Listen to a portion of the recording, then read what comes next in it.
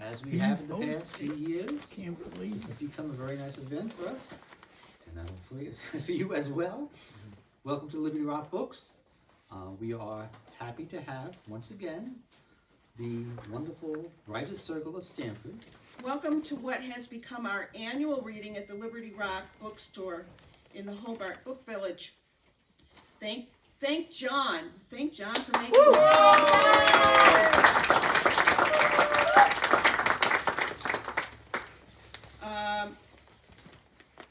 We are members of the Stamford Library Writers Circle, an informal group of authors who meet monthly in the Stamford Library.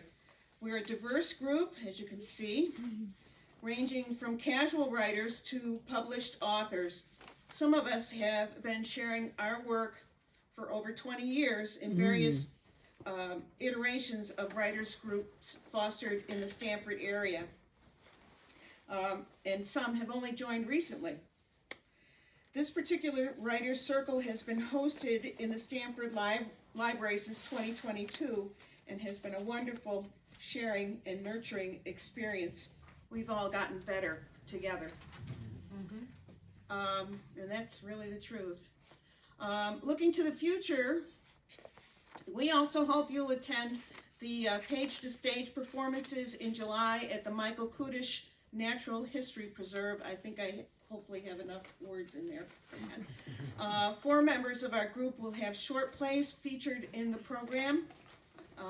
They're rehearsed readings, and some more rehearsed than some are read and some are very rehearsed. Now, without further delay, we're going to get the afternoon started with a piece by our newest member, Fred Nelson, and hope you enjoy yourselves. The working title of this is called Seeing Merle. Feeling perturbed, Flora called out to the working man in the field. If they say 9 o'clock, it should be 9 o'clock. They're probably hung up on a telephone pole, the man shouted back. Ha ha, said Flora. Flora sat in a lawn chair at one end of a line of lawn chairs. The boy sat at the other end. Sitting between them were the boy's mother, along with Wayne and Ivalou Sorensen. A dog, a blue heeler mix, lay at Wayne's feet, its head on its paws. It was now 9:15, and the boy, too, was growing impatient. The 5 of them had been sitting here since 8 o'clock that morning. It was the boy's father that Flora had shouted at. Flora was a short, fleshy woman. Fleshy in the sense that her skin hung loose and her face drooped to such a degree you might think it would slide right onto her chest. Years ago, when she realized her hair was gray, she started dyeing it black. To her mind, it gave her a presence she felt she might not have had otherwise. She had lived in town her entire adult life and was now preparing to retire from the Valley Bank. She had purchased a 1-acre lot from her brother Wayne and was now building the home wherein she planned to write out the rest of her life. Sitting between two lilac bushes, the group overlooked a plowed field. 20 yards into the field, the top 3 feet of a cement foundation was visible. Beyond the foundation, at one end of the field, a sagging barbed wire fence was tacked to rotting posts. The fence ran parallel to a gravel road that everyone called the Fun Hills. In the far distance, a range of mountains capped with a thin ribbon of white snow stood like a wall. The boy was waiting for that snow to melt. Only until it was completely gone could he swim in the sloughs. Framed by these 2 lilacs, as if they were proscenium, the panorama had a sense of theater. The boy's father walked the foundation's perimeter, double-checking his measurements as if the walls could be moved a few inches had he miscalculated the first time. Too late now, Flora called back out to him. It better fit. Oh, it'll fit, the boy's father shouted back. The man made a quick jerk with his hand and the metal tape whizzed back into its plastic case. Flora looked at her watch. 9:10, she said aloud. They're late. They'll get here, he shouted back. The morning sun had not yet crested Wayne and Ivalou's brick home, and the boy felt chilled sitting in its morning shade. He resisted the urge to wrap his arms around himself. What he wanted to do was pull his chair 5 feet forward into the sunlight. His mother, as if reading his mind, said, "In a minute you'll be in the sun, wanting to be in the shade." She often told him that she knew exactly what he was thinking because, according to her, it was written all over his face. "I just have to look at you and I can tell what you're thinking." To which he thought to himself, You think you know. Maybe she was clairvoyant, but the boy, not wanting to take a chance that his mother would lay him bare, had taken to linger at his reflection in the bathroom mirror. He would scrunch his face this way and that way, and then let it fall slack. Looking himself square in the eye, he sent telepathic messages to himself. What am I thinking now? And he would, with thoughts of his mother, quickly follow that up with, I hate you. He disciplined himself so that not a facial muscle twitched. No one, he said to himself, would ever know what he was thinking. Flora called out to his father again. Did they say they'd be late? The boy's father ignored her. Watching his father work, he felt flushed with shame. He had helped his father pour the footings and foundation months ago. The boy was too scrawny to set up the steel foundation forms, but he could snap chalk lines and pull nails from the wooden footing forms. One evening, when they came to clean up the job site, his little sister tagged along. His father backed the truck up to a pile of 1x12 planks. The three exited the truck, and his father, pointing at the pile, said, I want all those nails pulled and the boards loaded onto the pickup. After the father had walked away, the boy picked through the lumber. Organizing oneself was the best way to kill time, he thought. His plan was to remove only those nails that did not need straightening. He would come back to the bent nails once the others had been removed, by which time he hoped either his father would help finish the job or announce they were done for the day and somebody else would finish it. The boy's younger sister had been hopping up and down in the bed of the pickup. She was 4 years old and prone to showing off. In one leap, she jumped from the tailgate and onto the pile of boards. A nail went right through her sneakers and into her heel. She cried aloud and, pulling free of the nail, began limping around like an idiot. The father came at the boy, pulled him to his feet by his shirt, and delivered several kicks to the boy's backside. I told you to pull those nails, said the father.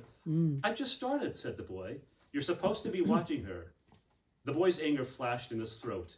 He couldn't work on the nails and watch his sister, he thought, because she was all over the place. Besides, if she had paid the least bit of attention, she would have seen the nails before jumping. It's her own fault. Flora glanced at her watch and said, it's 9:30. They were leaving the school at 7. Wayne said, giving us the time every 5 minutes won't bring it any quicker. They all looked northward up the Fun Hills Road to where it intersected with Route 5. Everyone called this road the Fun Hills because it rose and fell twice through 2 deep cuts of the Spring Creek Slough. If you got your car going fast enough, it would gain air when you popped out of each gully, and that was the fun. The boy's mother, shading her eyes with her hands like a visor, squinted toward the intersection. How are they going to make that turn, she said. The rig will be wider than the road. They've got this figured out. Wayne had taken the words right out of the boy's mouth. If not, I could sure use a new fence. You won't get one out of me, Flora said. Oh, is that so? Wayne said. Once it leaves the school, it's on you. The group fell into silence for several minutes. Then, because having his mouth closed made him uncomfortable, Wayne turned to the boy and said, you ever hear a dog sing? A loud man, Wayne's voice was high-pitched and wet as if a pool of saliva was stuck in his throat. He did not resemble the stature or complexion of his sister. Where Flora was short and olive-complexioned, Wayne was a large man. He possessed an enigmatic body, meaning one person could see Wayne as fat, while another could say he was just big-boned. However you looked at him, Wayne's skin was pale and chalky, and he wore his hair cropped in a tight crew cut. Dogs can't sing, said the boy. Oh, don't be sure of that, his mother said. Give him something to sing, Wayne said. The boy thought a moment. He only knew a handful of singers by name, and one of them was the Mormon Tabernacle Choir. The boy said, Slim Whitman. Wayne took a deep breath, and in his wet, squeeze-box voice said, come on, Merle, let's sing. The dog's ears perked up, and the animal slowly rose onto its haunches. Come on, Merle, sing, Merle. The dog began to whine in quick, gaspy spasms. That's not singing, said the boy. Wayne, his face turned to the heavens, squeezed out an eye-watering first line of Indian love call that shocked and embarrassed the boy. When I'm calling you, sing, Merle! The dog lifted his muzzle to the sky and matched his master's yips and yowls. Will you answer too? The spectacle surprised and upset the boy. He was surprised because he found the dog singing convincing, and upset because he didn't have a dog with such talent. From atop the foundation, the father shouted, keep it down, you're waking the dead. Then to Wayne said, you better get that dog fixed.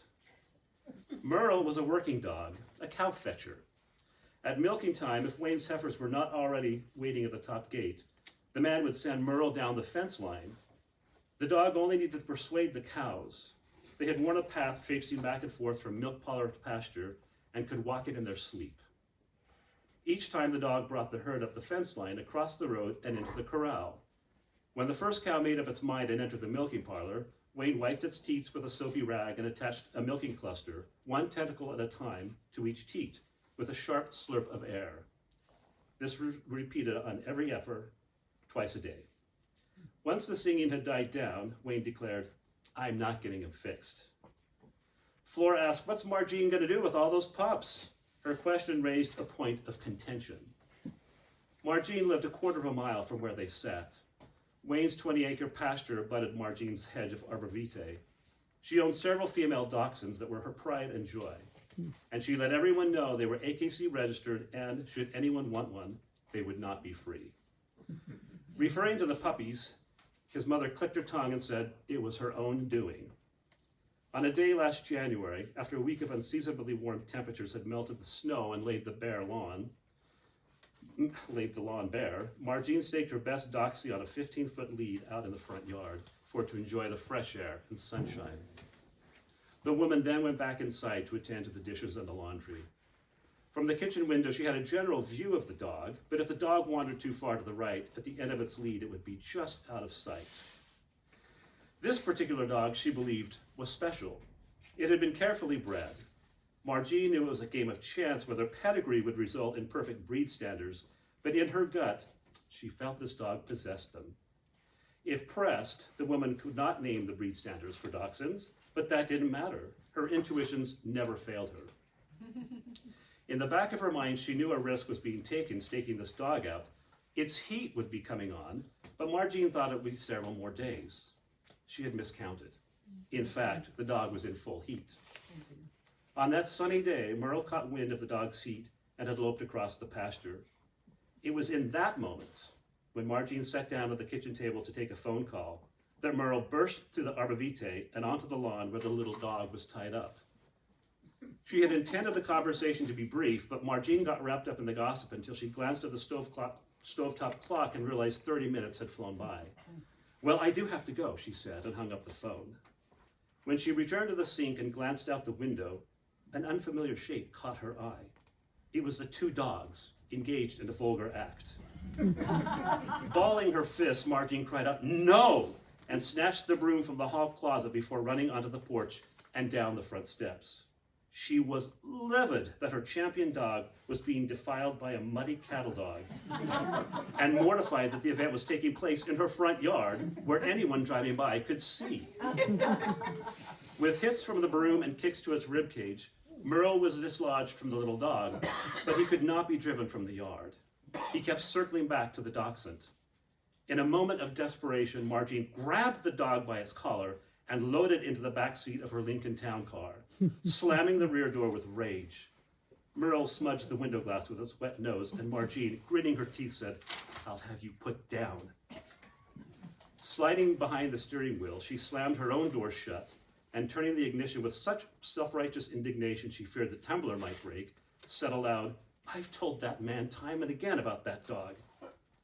Backing onto the road, Merle lolled his tongue at her in the rearview mirror.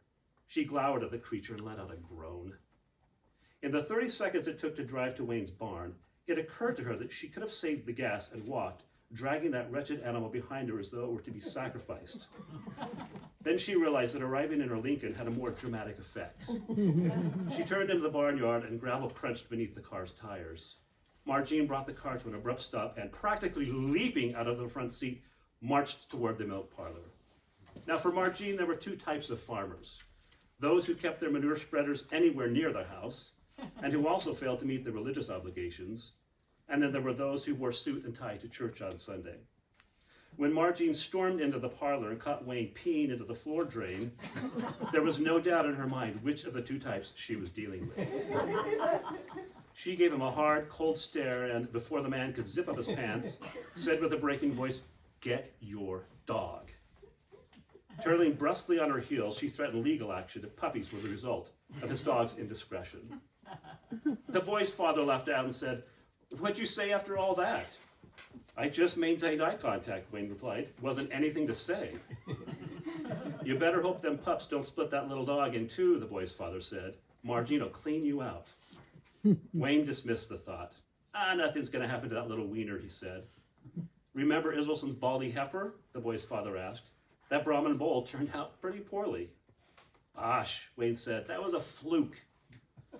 Floyd Israelson had wanted to see what the result would be if he bred one of his cows with a Brahmin bull.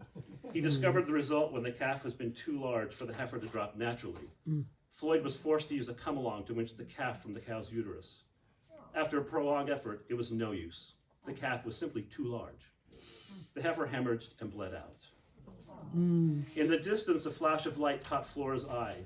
It was sunlight hitting the side mirror of a truck. She abruptly stood up and, with hands outstretched, said, "Finally!" They all walked into the field and saw a semi-truck and trailer come to a stop at the intersection. On the back of the trailer was Flora's new house.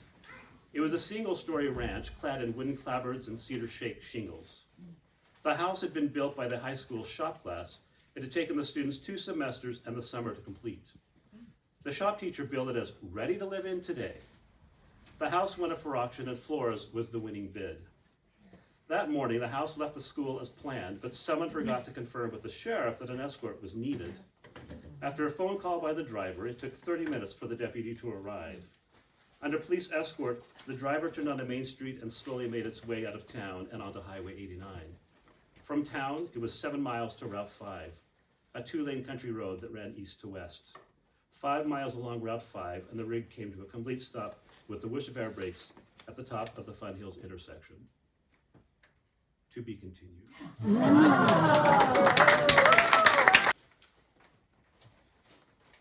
I think first, I ought to congratulate a few people, the Cooperstown Trio. Yeah.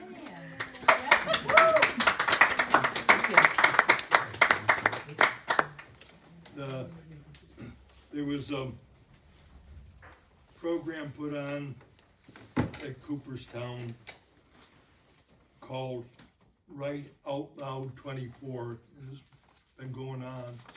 There was, I understand, more than 50 people that submitted. 22 were chosen. 3 of those 22 came from our group. Yeah.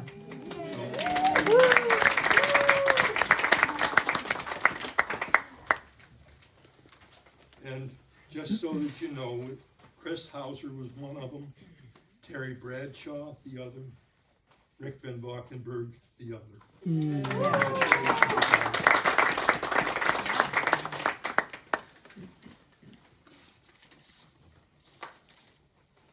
Okay. I watched my niece's husband walking across our back lawn with his grandchild, or with their grandchild, about kindergarten age, little boy. And this is written because of that happened. I'm feeding the chickens with Grandpa. They are way down in back of the house. The walk is not too far for me or Grandpa. I'm sure it would be too far for a mouse. I can ask questions of my Grandpa. I have lots of them that come into my mind. I get good answers from my Grandpa. To me, Grandpa is just very kind. A pail of feed they get from Grandpa. Those chickens come and gather round. Those hens all seem to like Grandpa. He just throws their grain on the ground. Many jobs I do with Grandpa. So many things, he just makes them fun. Can you help me a little bit, dear Grandpa? I can't move this stone. It weighs a ton. I want to get it up on my wagon, Grandpa, so I can take it to my box full of sand. I need a good steep mountain, Grandpa, like the one that's part of your land. I want my little men to climb my mountain, Grandpa. I want them to climb it clear to the top. I want it to stay steep, Grandpa, so they'll all get tired and just drop. You are the best friend I ever had, Grandpa, helping me do all of my chores. I like working on your farm, Grandpa, even if I have to close all the doors. Could we do something with the old truck, Grandpa? I like to ride in that noisy old thing. It is better than a merry-go-round, Grandpa. It's more fun than sitting in a swing. I really love you, my good old Grandpa. The things you do just makes you so dear. I want you to be on your farm forever, Grandpa. Don't leave. I want you to always stay here.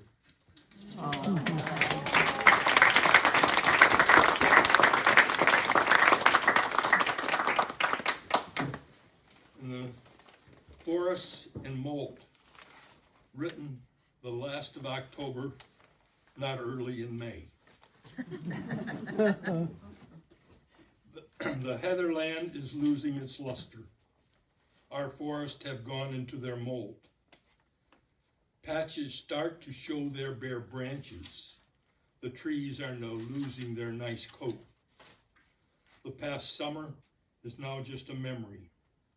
Our outdoor entertainment is now rare. The activities we enjoyed for our pastimes, those pleasures we can no longer share. The bright colors on the side of the mountains become intertwined with large areas of just brown. Whoops.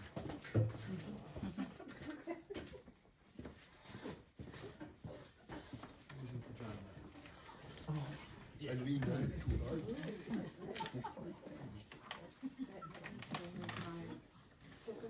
That's okay. Fine.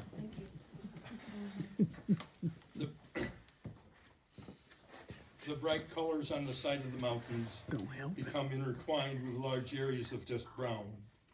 The wind behind the rain dislodges the leaves, blowing most of the foliage to the ground. As our fall advances on toward winter, our trees get shaggier than quite bare, like the looks of a chicken that is molting. Its beautiful plumage is just no longer there.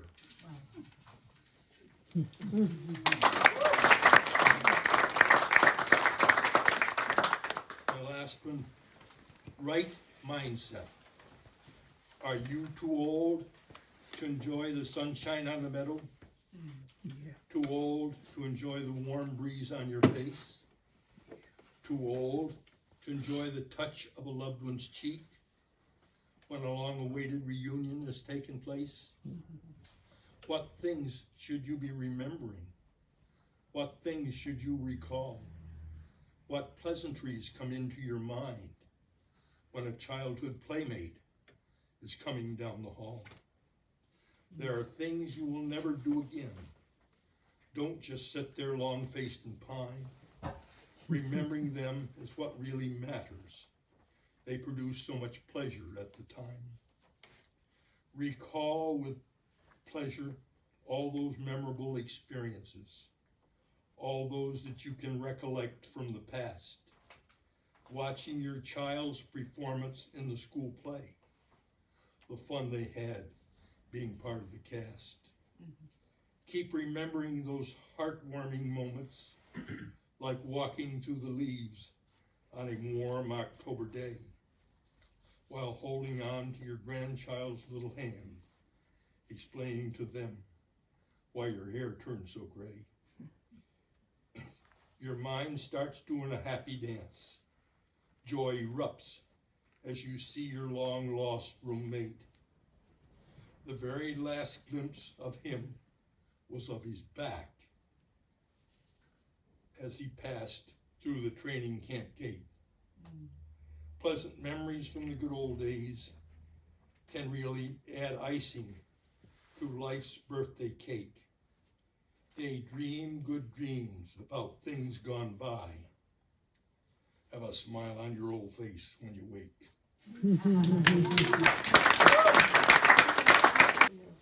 So this is the prologue. Lightning's Last Days. No tears now. I just won't have it. I sat up too quickly and the room started spinning around me. The faces of my friends, the founders of the old witch's home, Maya, Maple, Mnemosyne, and Bertie, came in and out of view. Oh, shush, Lightning, Maya said. Silly man. We're allowed to cry if we want to. We love you. Also, I brought muffins. Maya, dear Maya, whose colorful Mexican skirt swirled around her shapely body, moved toward me. I had been able to keep the non-Hodgkin's lymphoma that the handsome doctor discovered a year ago secret for months. But 4 months ago, Maya, sensitive Maya, started noticing my weight loss. Oh, darling, I'm just trying to get back to my dancer's weight, I tried to tell her. I wouldn't want to let any sweet young men pass me by, not if I can help it. She wrapped her arms around me and gave me a smile that showed me she didn't believe a word, so I had to tell them all. Maple was my rock, taking me to chemo and doctor's appointments and keeping track of everything. I flirted incessantly with him behind the sexy oncologist's back, and Maple laughed, that big, round belly laugh, and flirted right back. I think he felt free with me, in a way he couldn't be free in the insomniac world, the world without magic. With me, he could be himself. And that's what it's all about, isn't it? Being ourselves? I leaned back, closed my eyes, and remembered this land as it was when we first looked at it, when I first inherited it 10 years ago from that fabulous old lesbian, my great aunt Estella. She said the land had a soul like mine, wild and wooded, filled with sunlight and shadows. My friends and I saw a small hunter's cabin where the heart is now, next to a deer trail skirting the pond and leading to the top of the mountain. We spied fairies peeking out from behind bushes filled with blackberries, catching rides on dandelion puffs floating in the breeze. That's when we knew what we had to do.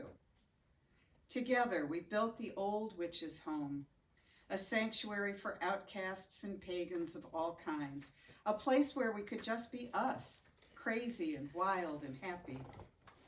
I raised my head and looked at the dark brown baked good Maya set on the tray before me.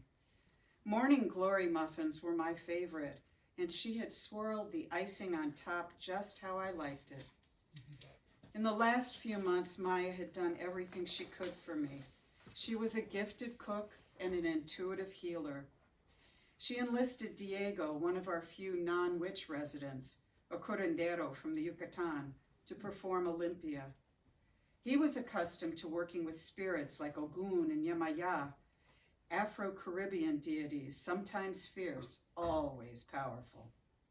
When he beat away the negative energies with a tight bundle of herbs, a mist of clear energy enveloped me. He rubbed an egg over all of me, circling my lymph nodes, under my neck, under my arms, over my abdomen, and around my torso. I shrieked when he reached my groin and suggested he should buy me dinner first. But he remained focused and continued chanting words I didn't understand. I dozed and felt better for a week after they finished. They started round-the-clock visits after that. They moved me to one of the second-floor rooms in the Heart, the community building in the center of the village, to be close to the healing center, just in case. In case of what, I could never figure out, but they had insisted. So many nights I lay in bed, pretending I wasn't too weak to move. I heard the sounds of the sound of the witches doing rituals below, the rise and fall of their voices as they chanted and danced in a sacred circle. I fell into dreams, the air in the room filled with the scent of incense rising from below. Now I smelled peppermint tea in the mug Maya held. She sat in a chair beside me. Oh, darling, that muffin looks divine. Maybe later. Thank you so much. I wanted to sit up, but my stomach was doing pirouettes and jetés the way Eric circled the stage during our shows. Eric, I would be with him soon. And we would dance together like we used to when we were both in La Ballet Trocaderos, touring the globe and upending the staid world of classical dance. I closed my eyes and heard the music from Giselle. I could feel the long tulle skirts flowing around my legs as I spun and flew through the air, enchanting unsuspecting peasants. I could have flown forever, lighter than air, a wisp of smoke twirling up into the heavens. Lightning, would you like some water? Maya's clear voice brought me down to earth. Her own skirt swished as she rose from her chair. Her plump hands poured water into a glass with a rainbow-colored straw. Yes, please, I croaked and lifted my head. Here, let me help. Maple moved behind me and lifted my back, tucking another pillow under my head, raising me up. He was a bear of a man, a papa bear, soft and cuddly. I looked around. They were all there, arrayed around the room like horses on a carousel, some up, some down. Bertie was scowling, talking low with Namasini, who stood next to her, towering over her. Bertie's short gray hair was spiked from her morning swim. I used to see her in the dawn light, traveling back and forth, creating little eddies as her arms dipped forward and back. Bertie's strength had carried me when I got discouraged. She was the one who told me to fire that stupid lawyer who made fun of my graceful stature, who called me a fairy behind my back. I soaked up her pride. Even though she was not much over 5 feet, together we stood tall. Namasini's dark face exuded calm as it always did. The light from the window behind her cast her in a halo as she patiently explained something important to Bertie. An African princess, I used to call her, and she would look me straight in the eye at my level, as few could do, and say, "And?" I chuckled every time. Namasini had the business sense none of the rest of us had, and I loved her for it. She would take care of everything, I was sure. Lightning, can I read it to you? Make it sure it's what you want? Namasini's low, sexy voice cut through the swirling fog of my mind. She had a clipboard in her hands. Her notary public kit, stamp, and circular seal sat on the wheeled table over the bed. She read my last will and testament to me, the words gliding over one another and lulling me to a pleasant state of mind. I shook myself. I had to stay present. I wanted this to be done right. I knew my friends would take care of and cherish this land I loved. The community we built would live on. The witches who had found refuge here, who had found their last cabin in the woods, who had found their final resting place would be safe. The old witches' home was my legacy. I trusted that it would survive even if I had to leave. No one would be able to destroy our vision. My mind was pulled to the creek near the home where I grew up in Kansas. I was once again near the edge, watching the water caress the rocks and boulders, creating pools for frogs and dragonflies before slipping away down the stream. I jumped and splashed, free of the brothers who punched me in the arm and had no imagination. I skipped rocks and built stone cairns. I disappointed no one. I woke again when the visiting nurse and that handsome doctor from town arrived to witness my signature. I rallied and wrote my legal name, large and with a flourish, Edward Vincent O'Neill. My pen faltered just a bit as I circled the O and added the apostrophe, but I recovered by the time I looped the L and L in the end. The land was now safe. Finally, I could rest. That evening, Maple and Bertie helped me into a wheelchair when we rode down the elevator to the ritual room below. Gently, they coaxed me onto a hospital bed in the center of the circle, decorated with sequined flowers and sparkle ribbons. Everyone was there in their finest ritual robes with witches' hats and starry magic wands. They twisted my hair into a knot at the top of my head and tucked my silver lightning bolt into it. for the last time. The ritual was a simple farewell. The harmonies of the Summerland Choir rose and fell and entranced me as I dropped further and further into the other world. Eric stood there with open arms, flanked by the other dancers we had lost over the years. My parents greeted me, smiling. Were they really happy to see me? Great Aunt Estella, my benefactor, my champion, walked forward, her brow furrowed, moving her mouth, but I couldn't hear. What was she saying? Tell them what? It seemed important. What was it? I succumbed to warm serenity, at peace. Well, mostly.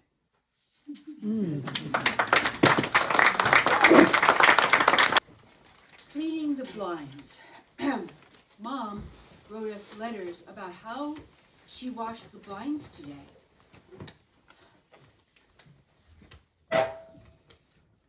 Or vacuumed the whole house. She thought we'd be interested. We were not. We were embarrassed.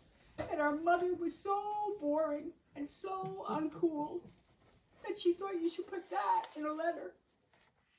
Now she's gone, 21 years and 7 months, and I would like to get a letter about how she brushed her teeth that morning. I look at my own blinds. They haven't been washed in 30 years. I don't even know how to take them down. I don't even know how to make them act like blinds and fall down over the window. I wish my mother was here. I wish I had asked her a few more questions.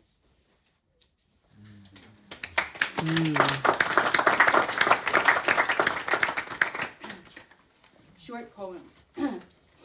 Eclipse. Black old moon poking a hole through the sun. Back home to forever. Bag. You never know what you're going to find when you get to the bottom of your bag.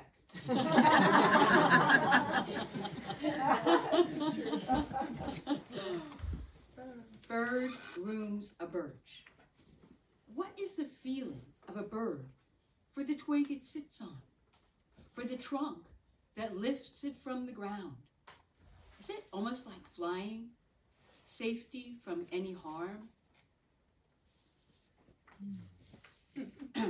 Hiding. Let's just pretend that I'm not here and you can't see me. Hypnagogic image. I have one. I'm falling asleep sometimes, and these words just come to me. So this is what I heard. I'm from the rain shop downstairs. Where that is somewhere inside me. Sad death of a mouse. Doing my laundry, reached down to grab a crumpled gray sock. Scream! No, it was a mouse. How could this thing happen? Picked it up in a napkin for a proper leaf burial outside, but it was clean. Tiny 4 new teeth, tiny 5 pristine fingers per paw. Nails needed a trim. 18 whiskers, black and beige brindle coat, white underbelly, white stripe along the underside of tail, dainty as you please. Suddenly, I looked down and it was gone. The mouse came back to life and ran, good Lord. Was playing possum, perhaps? No. A leaf had fallen on top. Pink nose, ears as long as his legs. Took pride in grooming himself. All very clean. Gone now.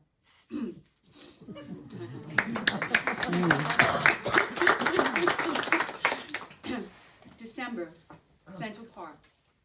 I jog in the designated jogging lane to the watch of Christmas and classical and rock songs. They come and go with the trot of the horse carriages. Leafless trees, like us below, grab some sun.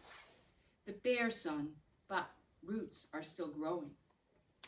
Oh my God, you almost hit me.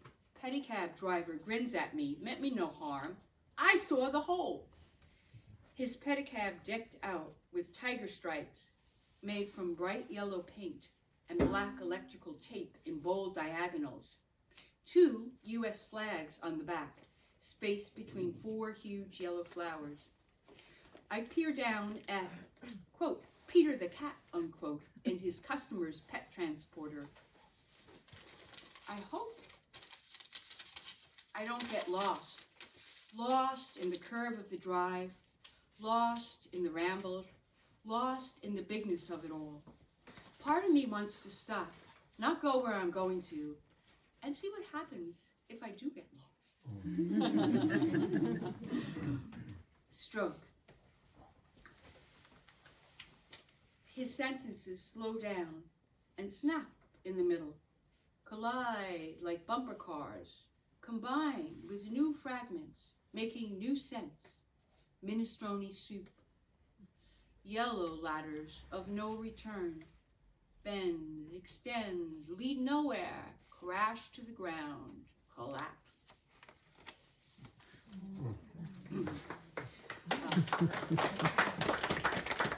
Forsythia. Some forsythia are truncated, made into soldiers. Trim them back every day. I say no. Forsythia's wild and free. Let them shimmy and sway. They have a short dance as harbingers, tattletales of the warmth to come. A forsythia is not a hedge.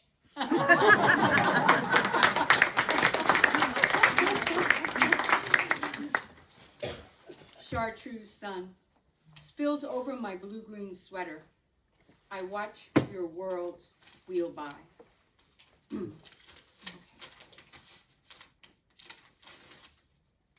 Okay, that's it. This is part of a family history that I write now and then, so it's called Uncle Joe Must Go. When I was a kid, my favorite uncle was my Uncle Joe. However, it's not an overstatement to say that he was not my father's favorite person. My uncle was a pleasantly affable and sanguine individual, qualities that grated on my father's somewhat less tolerant sensibilities. The fact that he was an Italian that worked in the sanitation field and was married to my father's favorite sister didn't augur well either. Nevertheless, I loved him. He took me fishing on the Hudson and for rides in his shiny red and white Chevy Impala convertible. I acted as a tour guide in the open car as we cruised along the scenic byways of Milton and the surrounding Hudson Valley. He was interested in everything I did and was proud to show me his newest possessions, things like his mind-boggling color TV and that missing link in pure TV watching enjoyment, the remote control. In short, he treated me like the son he had never had. So the last time that I saw my Uncle Joe was indeed a very memorable occasion. It was Thanksgiving, and my mother had invited the entire family to celebrate. Aunts, uncles, grandparents from both sides, along with cousins, converged on the Milton house on a cold November day. The driveway slowly filled with cars from Tuckahoe and Yonkers. Some traveled up the Taconic and crossed the Bear Mountain Bridge and ventured up the Storm King, while others preferred to take the longer, yet less adventurous course across the mid-Hudson at the Poughkeepsie.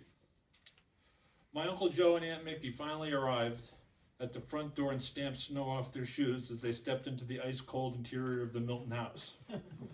They joined the other guests who were still wearing their heavy overcoats, gloves, and hats in an effort to stave off the cold.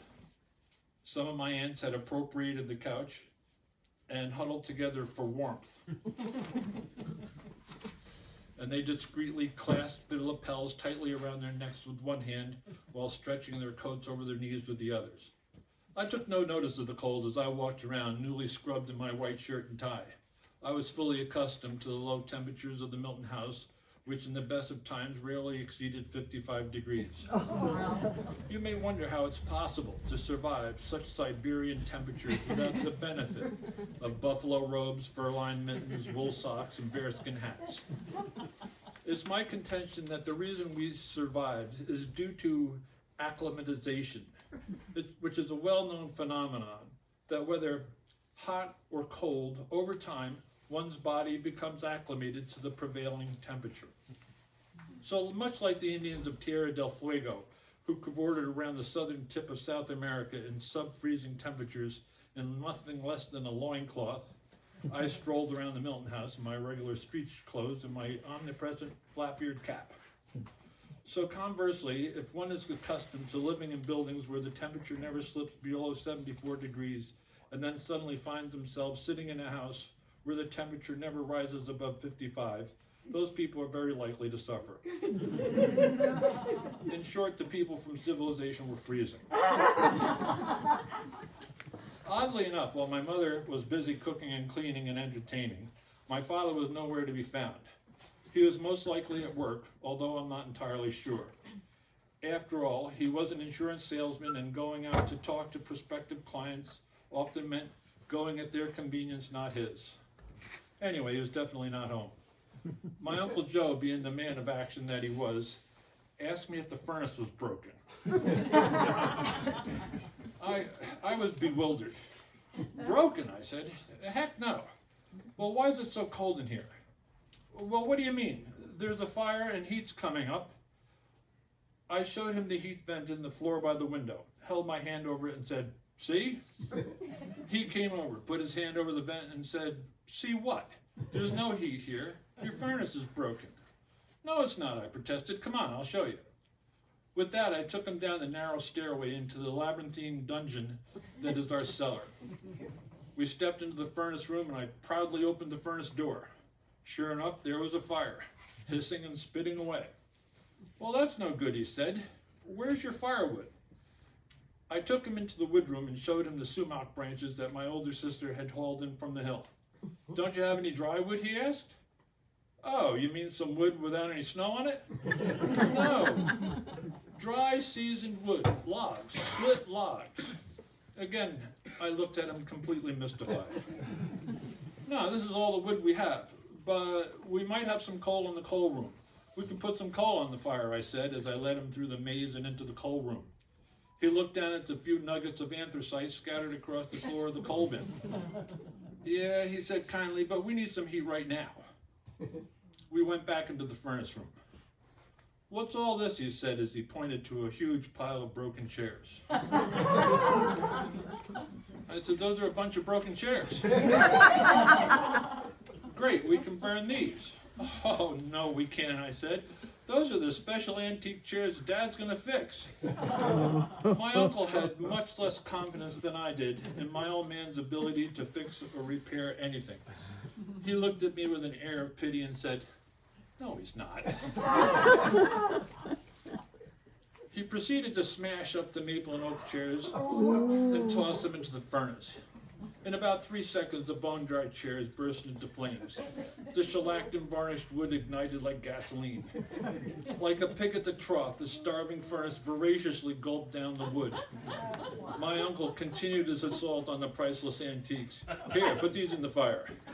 I joined in the fun and vigorously threw the shattered chairs into the inferno. Flames shot up around the metal enclosure and roared up the chimney. In no time, heat was pouring up through the vents. Back upstairs, the curtains over the vents fluttered in the relaxing warmth. They billowed joyously as the heat gushed from the newly invigorated vent pipes. Ice was melting off the window panes. People stopped stamping their feet and started to take their hats and gloves off. Soon they took their coats off and began to sit down around the table and started laughing and eating. My old man finally arrived. Even he was impressed. "That's my boy Ralphie. You did a great job taking care of the fire." "Well, Uncle Joe helped." My father looked at me with an air of pity and said dismissively, "Uh-huh." So the dinner was a big success. People sat around the table laughing and telling stories while feasting on the cornucopia of food that my mother had served. After dinner, people relaxed over dessert and coffee in the living room. I even offered to fix the fire, but people actually said, "No, it's too hot in here." And so it was that in the Milton House in November, before global warming was ever mentioned, people actually said, "It's getting too hot." Well, the fun times didn't last too much longer.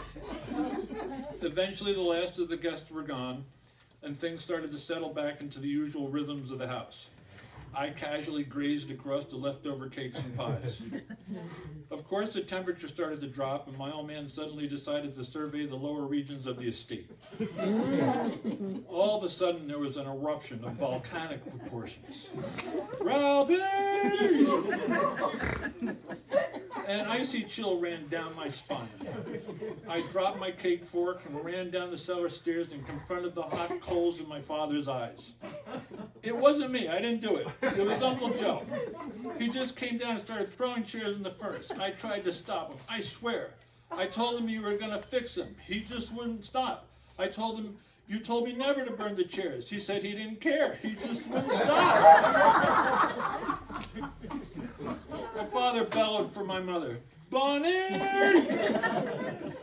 I was happy to exchange places with my mother.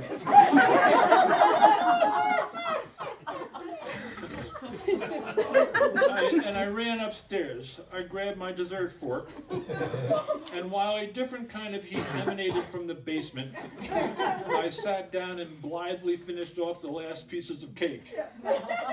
Little did I know that my Uncle Joe was never to be seen or heard from again. Okay, this is another story from my Horse Tales from New York State collection. It was a rainy night, so the weather made me decide not to use my campsite at the Jeffrey Dye Cancer Ride. It had already been paid for, along with a large stall for my horse, Bowie's use. I chose instead to head out early in the morning for the hour-and-a-half drive to arrive before the 9 a.m. start time. The ride would include a scavenger hunt, a poker run, and an obstacle course competition. Parking my car at the barn, I jumped into my truck with the horse trailer attached and pulled it ahead several feet so the ramp would be open to load Bowie into the trailer. I walked to his pasture to catch him, putting on his halter and leading him to the trailer. I quickly tied him to the trailer and brushed him, trying to clean him up a little. Having bathed him the day before, I had put a sheet on him to keep him clean, as he loves rolling in the mud. Bowie is a brown and white spotted saddle horse with a wonderful, fun gait. It was a beautiful morning. The smell of the fall, leaf-filled air was refreshing. Now I needed to get a move on if we were going to get there on time. So Bowie was sent into the trailer and the ramp closed. Rushing to get on our way, I pulled the truck and trailer onto the roadway, and we were off to our fun day. There wasn't much traffic, so the trip went smoothly. But about 10 miles from my destination, I realized I had left my purse and snacks in my car back at the barn. That meant no license with me, nor my wallet. The fee for the ride was $40 plus $10 for a meal ticket. Having always stashed some money in the truck, I searched my visor and found two $20 bills. I pulled into the parking lot and backed the trailer into my campsite. Bowie backed out of the trailer easily on command, and I took him to his rented stall. I noticed the other stalls were all full as I headed to the registration building. Standing before the registrar, explaining that I had unbelievably left my wallet at home, I had only $40. I would not be getting a meal ticket.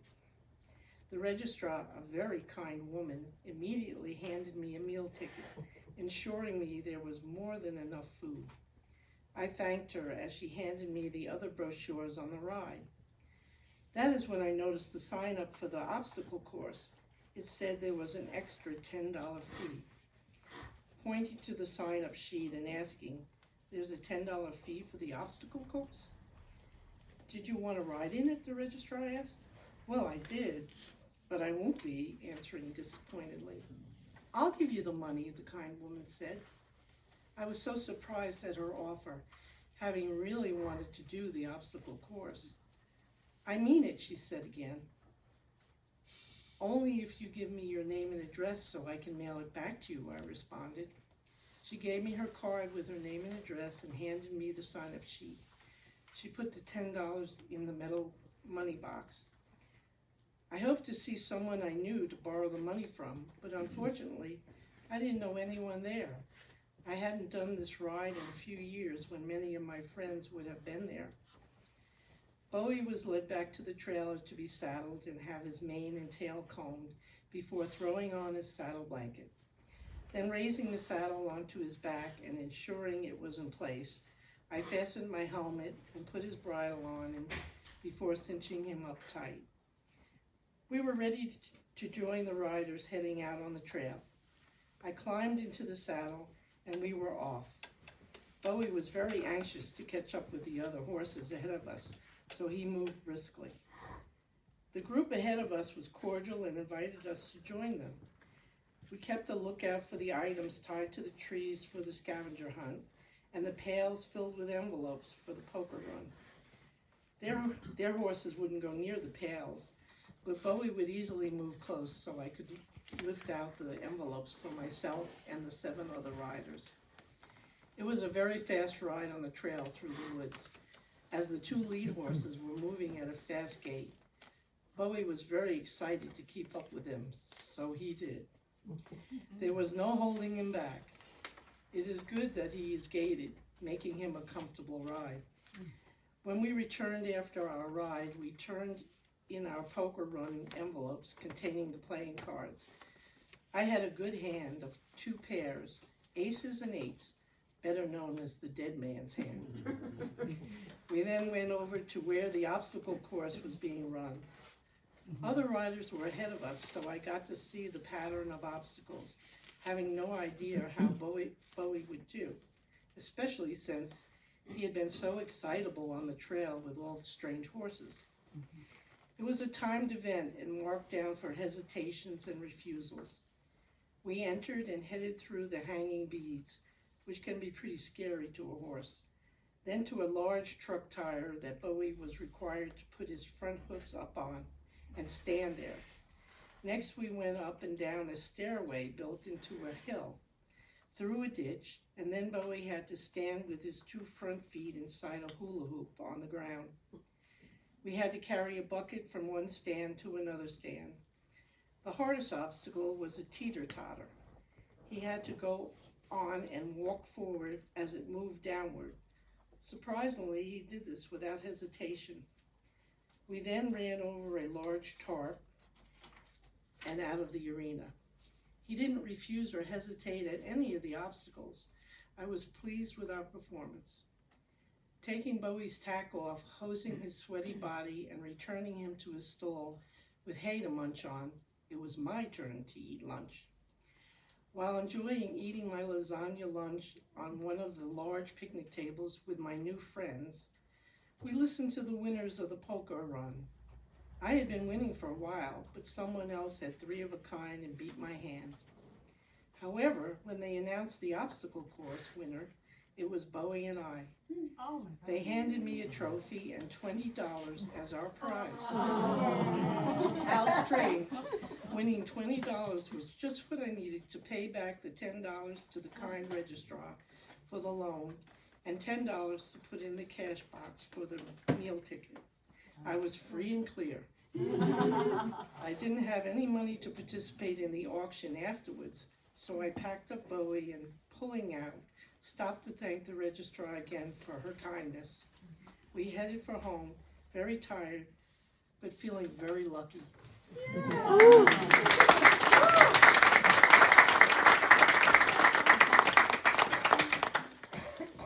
And this one's called Monster Kitty.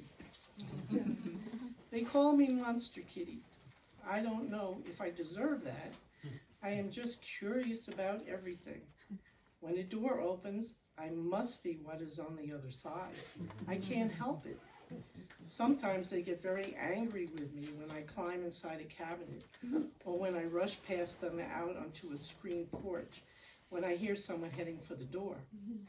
I must admit, I am very fast. I can jump really high, right up to the top of the kitchen cabinet.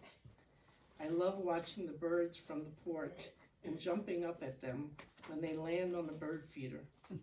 I would love to chase them. Every day, a fluffy orange cat visits our backyard.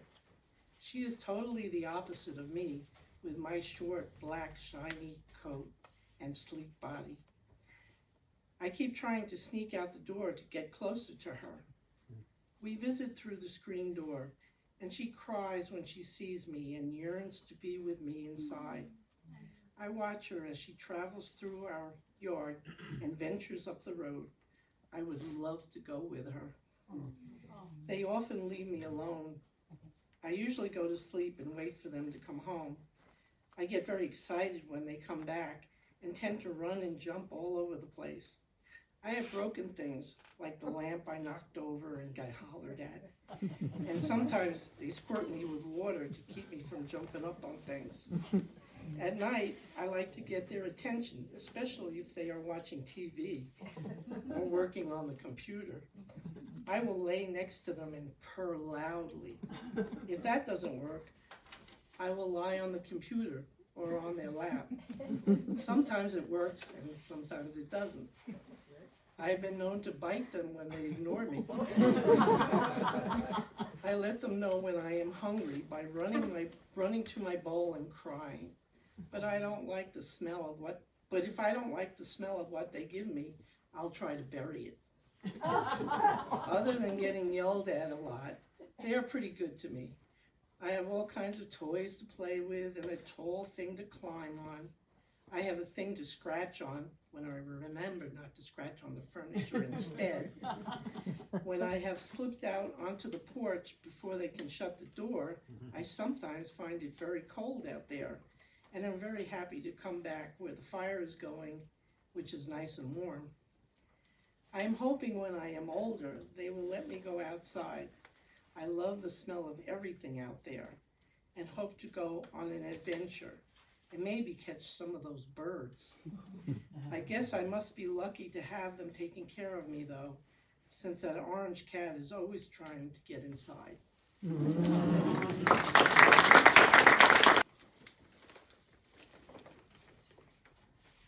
And on that evening of softened shadows, I saw you, behind your earthly image. You were there, and I fell in love with you and what you shared behind dark eyes. I knew you for so many lifetimes, it seemed. We spoke with such ease, untouched by those around us. You were a reflection of the deepest part of me. We spoke in words and shadows that rose far beyond this gray world to a place where all life stopped, except for you and me. No one can convince me that I didn't understand that you were meant to be a pause in my journey, a message to be shared to awaken me. It was a light in a dark space that had become my life. When you spoke, there was safety and calm, but also urgency. You told me of the joy in the road ahead, but that I must continue with fervor. The fervor you shared when you touched my hand. Now, walk with me and discover the necessity of snow.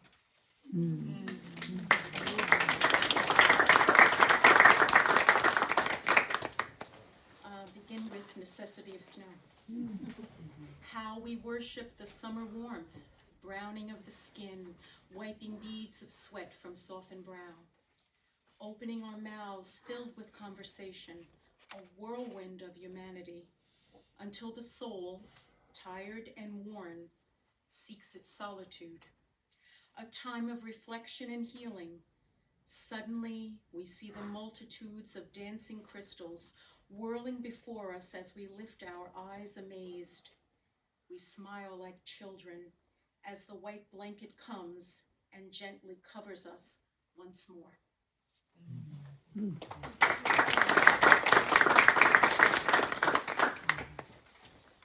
This is called Note by Note. When you came, I was touched deeply, confused, enchanted, awakened. I needed to know you, all about you. There was urgency. Wanted to know all of your thoughts, what you loved, what you felt, and what made you smile. An obsession that took hold of me, one that wouldn't let go. Your tender notes filled in all the empty spaces. I wanted to touch you, needing proof that you were real. I felt you in my heart, always a whisper. Deep within my being I know we have loved. For if this wasn't so, how could I find home so completely in you?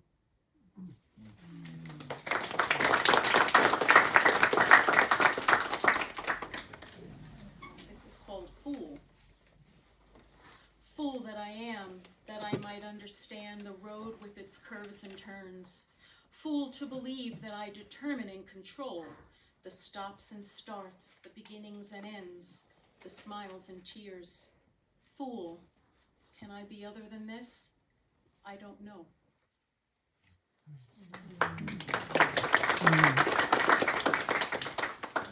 In my universe, we are satisfied with the simple pleasures.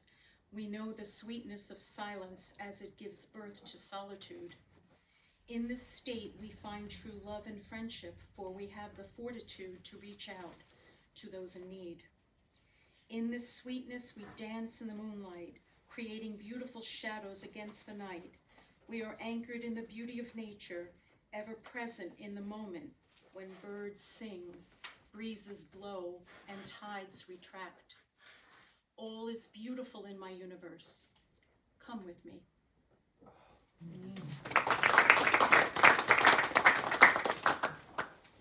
This is fire. Like the veil that hides the light, there is a place where all seems lost. The soul's light merely flickers in sadness so insidious, like slipping into a warm bath where you simply disappear.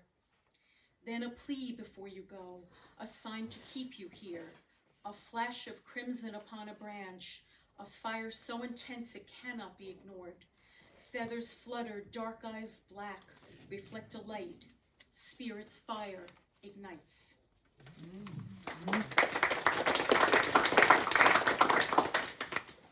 What might happen?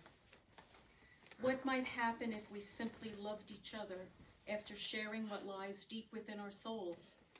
What might happen if we chose love, the ultimate human goal? Thank you. It's sort of a coincidence because today would have been my mother's 100th birthday. She's been gone for 15 years. And this is called Conception. And it's an origin story of my state of self. As 7 decades approach, I took a pause to contemplate my navel. Soon in a swirl, I felt a vacuum sucking me into a virtual vortex of a spectral umbilical view of my conception. A promising start to 1953. An armistice was signed to end the Korean War. I Love Lucy broadcasts an episode of Lucy having a baby with her husband, Ricky Ricardo. Little Ricky is coming into the national consciousness on 68 million TV sets.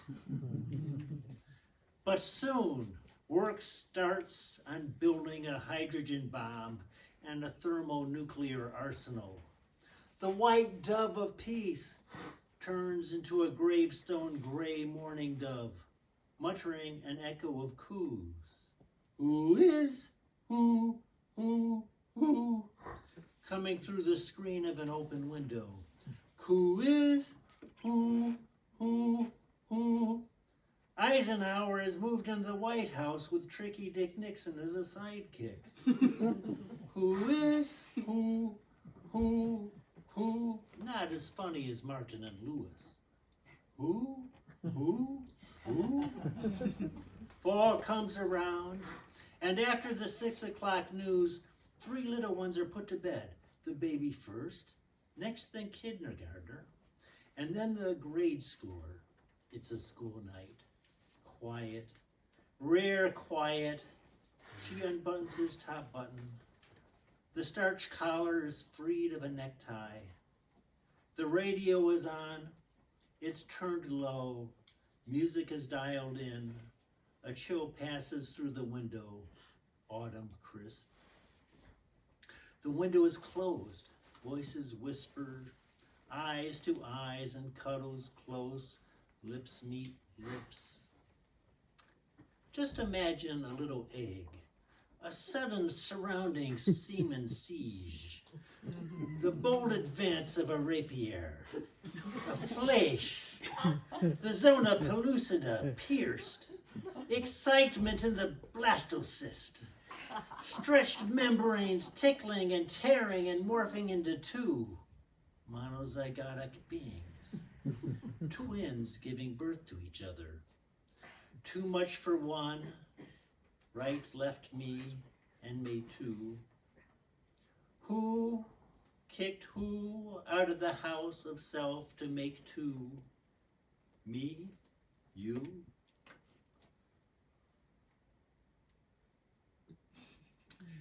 Dreams of a little Ricky and an Eric too. The womb is a place of obscuriosity.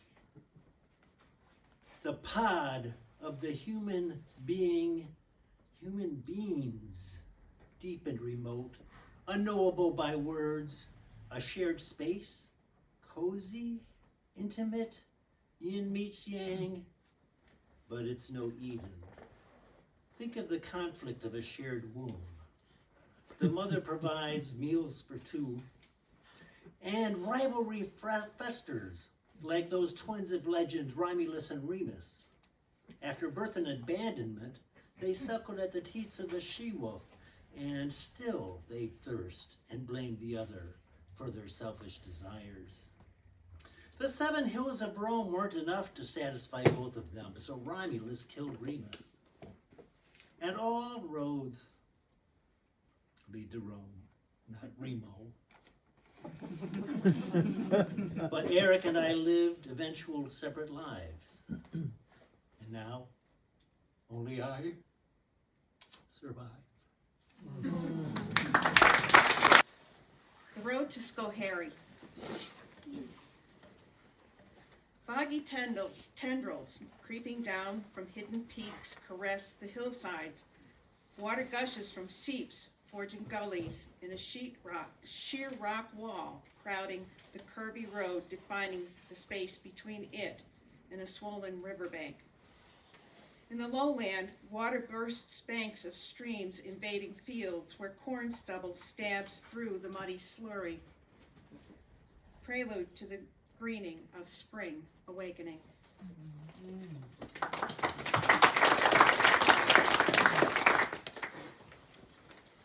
The Great Divide. At the memorial for a longtime friend, a perchance conversation in the ladies' room of the New Haven Unitarian Church with a well-dressed woman of a certain age.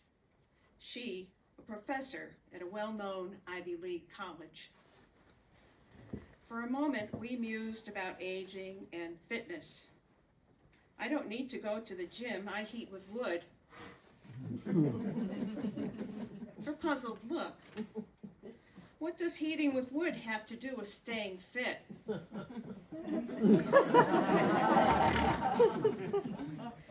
And here, the great divide between privilege, education, and wealth becomes apparent. She was a charming woman despite her naivety.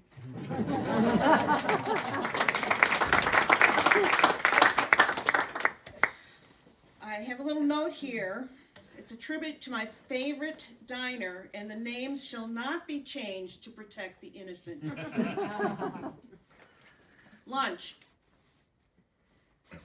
Before my body settles onto the stool at the counter, coffee arrives. The usual floats in the air as a waitress flies past toward customers seated at tables. Busier today than usual with the return of snowbirds and early summer folk. Patrick is already loading 2 slices of rye bread on the grill with Swiss cheese in between. He knows the answer is yes. A small pitcher of milk slides next to the mug of coffee as Michaela cruises past again, on a return trip to the soda machine. There is something comforting about the usual. Like a favorite pair of well-worn dungarees, comfortable, familiar, easy to slip into.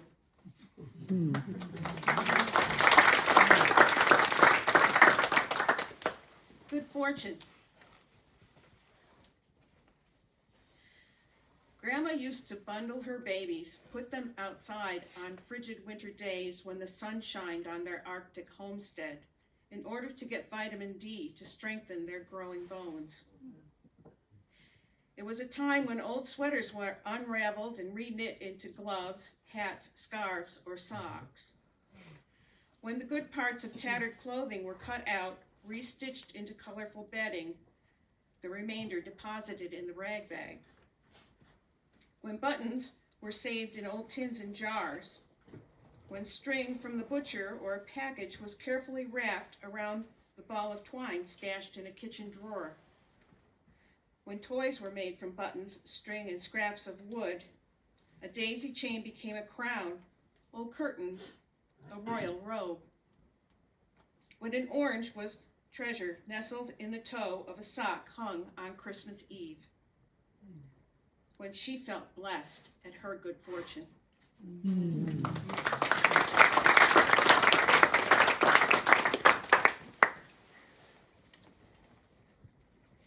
Taking a break in the middle of the day, in the heat of the day. Is it the key of the music that brings tears to my eyes, or the memory of the little girl in the dress with the sunflower bodice fingering her scales, poised sitting on the bench before this instrument? A woman now, she picks through a melancholy tune in the breezeless heat of a midsummer afternoon. The keys have been silent too long in her absence. The melody falters at her fingertips, but is beautiful despite the piano's lack of tuning. It pulls at my heartstrings as I pause a few moments in this life of so much unfinished work, to listen to the air between the notes and be grateful.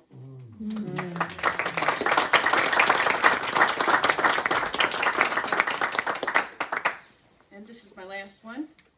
It's called Waiting. Somewhere inside me there is a poem, waiting like a seed to sprout, sending a taproot into the earth, breaking the ground, a pale stem, curled leaf reaching for light above, drinking the rain. Slow cycles of sleep and wake, growth, loss, regeneration, bark thickening, strong trunk, enduring boughs, a canopy sheltering ones within and below. Then a flame of red, orange, and yellow floating down, decomposing into nutrients to feed the soul. Waiting, waiting, waiting. Thank you. Cabin. When a story is as old as this one, it becomes a sort of a fairy tale, a myth. How old? Just about exactly 50 years. Once upon a time, there was a magical log cabin in the woods. Rumor has it that it was built as a sort of occasional hideout for radical hippies on the run. The joke being that it was sited on government land. Our little band never owned it, but had the occasional use of it for many years. My first husband, Alan, and I were looking for an inexpensive getaway for Labor Day weekend, something that would also be fun for 4-year-old Billy. Alan had a good friend, let's call him Tom, who lived in Vermont with his significant other, Gail, and her 4 children. Gail and her husband, Mike, were separated. Alan thought visiting Tom and Gail would be just right on several fronts. Good friends, other kids for Billy to play with, and a place we could get to on the train because neither of us drove. Their town was a stop on the overnight Montrealer. I'm not exactly sure why calling his friend fell to me, but most things that needed to get done did fall to me, so I didn't question it at the time. Here's how our conversation went. Hello, Tom, how are you? Listen, we were hoping to come up for a visit on Labor Day weekend. Anytime except then, that is. We already have a house full for that weekend. Oh, too bad. Well, some other time then. Say hi to Gail and the kids. But wait, I have a better idea. You could go to the cabin. The cabin? Gail has a cabin in the woods in southern Vermont. I'm sure it will be okay. Would you ask her, please? It's Mike you need to ask. They both own it, but since he lives closer, he's been the one keeping track of who goes there when. But I don't know Mike. Would you call him for me? It would be better if you spoke to him yourself. He can give you the best directions. This is his number, 617-555-1234. Call him, he's a great guy. Tell him you're a friend of mine. I had to stop and think about that a moment before I replied. So you're suggesting I call a total stranger and essentially say, hello, you don't know me, but I'm a friend of your wife's lover, and he said you'd be happy to loan us your cabin for Labor Day weekend? Have I got that right? I wouldn't phrase it exactly like that, but yes.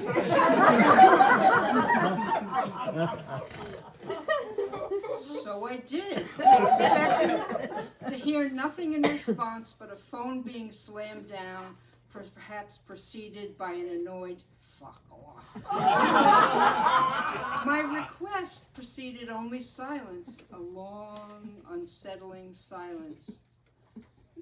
But then Mike said, I'm trying to decide which of the best directions to give you. There are several ways to approach the cabin.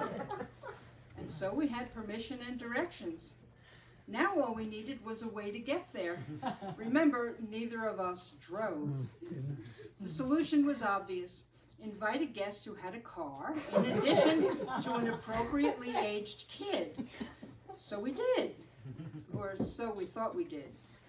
Great, Marina said. We'd love a weekend in the woods. But with 3 of us and 3 of you, will we all fit in one car? Sure, I replied. The boys are small. True, Marina answered. What kind of car do you have? Volkswagen. Unlike us, Marina and her boyfriend seemed like people who drove, and apparently they both did, but neither had a car.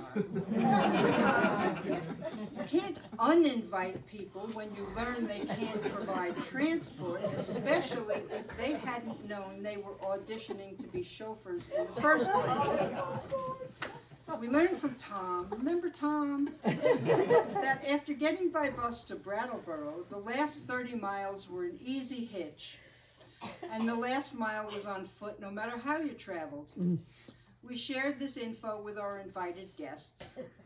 I wasn't sure if the thought of the bus ride or the hitchhiking provided the inspiration, but the boyfriend announced he would rent a car. Okay, problem solved. We found it. It was charming. We had fun, even though it was hot and buggy, and the stream was very low. Over the years, we'd visit many more times, but never again for Labor Day. However, when it was time to leave, the driver asked where we would like to be dropped off. The question seemed odd, considering home was 4 or 5 hours away. In fact, home might prove to be many, many hours away for us because the driver wasn't going home. He was going to Boston, alone. He dropped the 5 of us at what he deemed a reasonable spot outside Brattleboro and drove off. Within about a half hour, we got a ride from a man in a big luxury car who looked from one woman, short and dark-haired, to the other, tall and blonde, each with a young boy who looked a lot like his mother, and then gazed at Alan with a certain envious admiration, which wasn't merited, and drove us to a train station in southern Connecticut. I know there were many happy hours spent at the cabin just being. From the beginning, it was a place of peace and joy and minor disasters like that first trip that somehow worked out. One time we arrived to find it inhabited by two men who said they knew we were coming, but they also knew that since they were starting from closer, they'd arrive first. We used twine to lash sliced open plastic garbage bags onto long poles of tree branches to form a tent. It was assembled on a hillside, and the ground sheet was also plastic, so the kids kept slipping out the bottom during the night. But it and we survived a fierce storm that downed trees and knocked out power for miles around. Then there was the great tree limb concussion. We always burned deadfall. We were taking turns swinging at a dead tree, not too old, not too big around. It was mostly devoid of branches, but for ending in two long limbs, forming the dead tree into a giant letter Y. I took a few swings at the trunk with the axe. The tree shuddered. After a few more swings, a sharp cracking sound made me look up. One branch of the big Y had snapped at its junction with the trunk, probably rotted through. It was falling. In a split second, I calculated its position and concluded it would land right in front of me. I didn't want to leap backwards and possibly fall over a rock or a branch. I was sure I was safest where I was. I realized too late that I hadn't factored into my calculations that I'd failed geometry 3 times. When the branch, maybe with a 3-inch diameter, just about creased the top of my head before bouncing up and then landing again, grinding my eyeglasses into the bridge of my nose, before bouncing off and landing across my chest just below my throat, before bouncing again, landing on my toes, from which point it rolled slightly forward to the spot where I had originally believed it would land. And there was the trip with the disagreement between Alan and the dog about directions at a fork on the trail. You know the dog was right. But following the other path made us so late that the benevolent dictator, me, insisted we stay where we were rather than crash through the woods in the dark. It gets dark very early in November. We had 5 people, but only 3 sleeping bags, since there were lots of blankets in the cabin.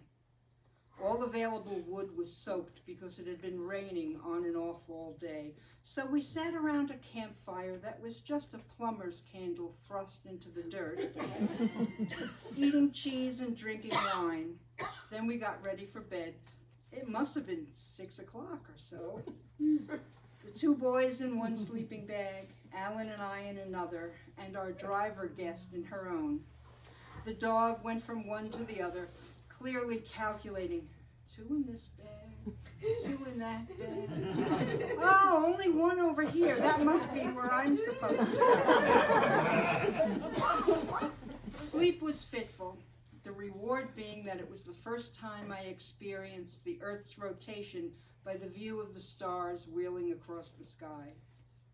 If there was even a single trip without at least one mini disaster, I don't remember it. So why did difficulties stand out? Achievement over adversity? Does the initial panic somehow prime the pump of memory? Or is it just me, intent on finishing stories and finding them? What disasters fill your memory book? And thank you all for coming. I appreciate it. We all appreciate it. So what I will say is, think of an old TV show with a host might say, imagine if you will. Mary Fletcher stares at her distorted reflection in the Farberware percolator, resisting the urge to make a silly face. She isn't sure why. Nobody's in the kitchen, and the entire house is empty of another human soul. Mary isn't sure if she counts. She feels hollow, bereft of the spark of life that dwells within most of humanity. wasn't entirely true. Mary isn't despondent, yet she feels only a faint burn within. At 4:52 in the morning, bleary-eyed and caffeine-deprived, Mary knows she isn't up for wrestling with existential questions. The coffee pot burbles and gurgles, announcing with a final sputtering gasp that it's ready to pour. Mary obliges. The large white ceramic mug, unadorned like her ringless fingers, fills with piping hot blackness. As she drinks her second mug, dawn casts a baleful red gaze through the trees. Mary takes this as an ill omen, especially on a Monday. She's off, so it's of some consolation. There's no reason to leave the house except to escape the silence. A faint, pulsing sensation echoes through the rooms. Or is it the blood throbbing in her temples? Like the morning sky in my veins, Mary thinks, and doesn't know why it's disconcerting. She busies herself with washing out the mug, shifting thoughts to the mundane, writing out the grocery list, cleaning the bathroom, and doing laundry. And that's when tears come, and she hates herself for it. I've been alone before. Why are there tears? Mary knows the answer all too well. At 63, unmarried and childless, she had pinned her hopes on a third man in her life. Wasn't the third time supposed to be the charm? She winks at her distorted reflection in a stainless steel coffee pot. Another tear streams down her face. He was gone, just like that, felled by a sudden, massive heart attack. Mary drops the mug in the sink. This house is a tomb, she thinks, and walks out the back door. Mary wears a white t-shirt under Roger's red and black checkered flannel shirt, blue jeans, and slip-on sneakers. She's thankful for wearing real clothes this morning instead of lounge pants and slippers. What she's not grateful for is wandering the woods on her property and being lost. Mary's thoughts are as uneven as the terrain. What the hell am I doing? I know every tree and stone on these 4 acres. How can I be so turned around? The sky becomes slate gray, which concerns Mary because she knows that weather can turn on a dime here in the Catskill Mountains. There's a gentle kiss of rain on her face. Mary thinks of her first love, Owen, and his awkwardly sweet lips on her cheek. The rain becomes insistent as her beating heart. It's as if I have no memory of these woods. The temperature drops. Mary shivers not only from the cold rain, but chill fingers of regret, half-lies of broken promises, and what could have been that caress her thoughts. I'm not going to cry out. No one is going to hear me. I'm a lost voice in a lost body in nowhere, where I've always lived. Mary sighs, her breath escapes what she thinks are fleeting wisps of the remnants of her soul. She turns looking for a place to sit and wait the inevitable, and instead gazes upon a bus, a relic from another era. Incongruous against the wild backdrop of the Catskills, its presence is as startling as a deer caught in a garden. Its once gleaming sides are now a canvas of peeling paint, and earthly hues speak of years of neglect, reclaimed by nature's unforgiving embrace. The word heaven, etched across the top in a faded script, seems to her a peculiar mockery, or perhaps a forgotten promise. Mary knows, beyond the limits of her once rational mind, this bus is both a sanctuary and an enigma. As she enters, her hand grazes the cool metal of the railing, and a shiver radiates through her body and thoughts. It's neither cold nor fear, but a mingling of apprehension and curiosity. Though solid beneath her feet, the steps creak with the weight of her tread, singing a rusty hymn of movement and change. Its interior holds the musty scent of old fabric and the indefinable essence of countless departures and arrivals. Seats that have cradled countless souls now offer refuge to her tired frame. The cushions worn to the shape of forgotten backs and thighs. Each window frames a vignette of the forest beyond, branches swaying gently as if waving her on to some unspoken destination. Mary knows this bus is a vessel, not just in a literal sense, but a carrier of transitions, a chariot between the what was and what could be.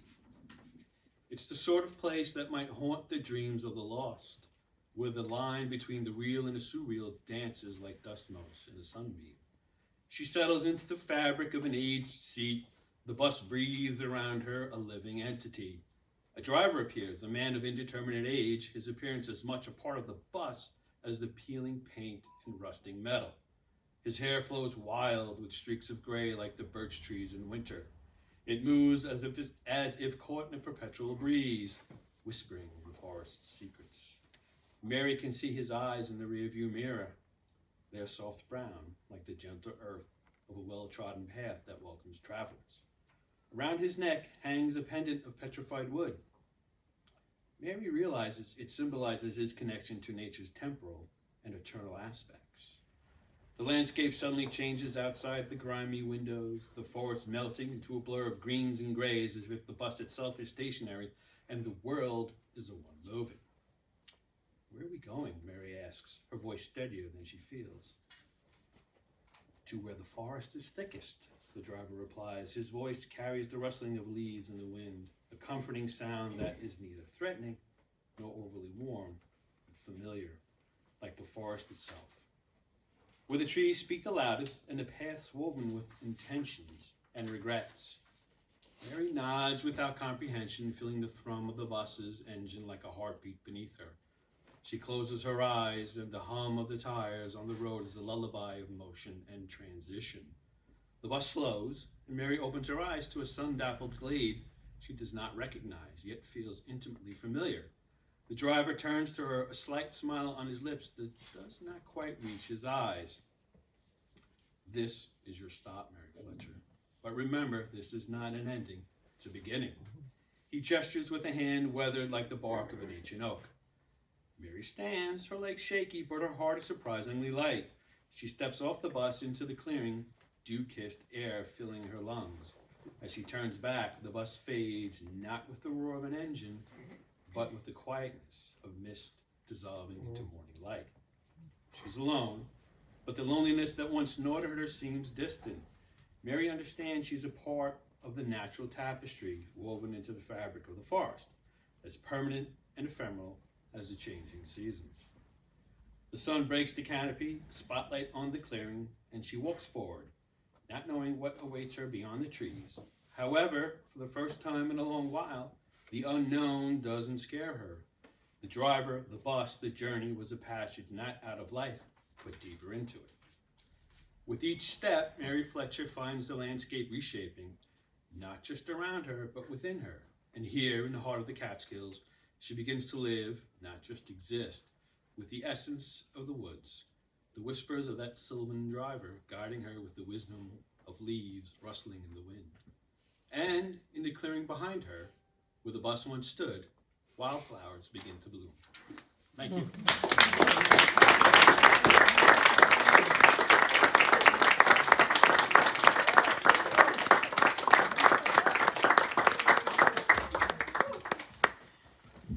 Well, that's our varied and kooky and wonderful program for you. Thank you for coming. Thank you.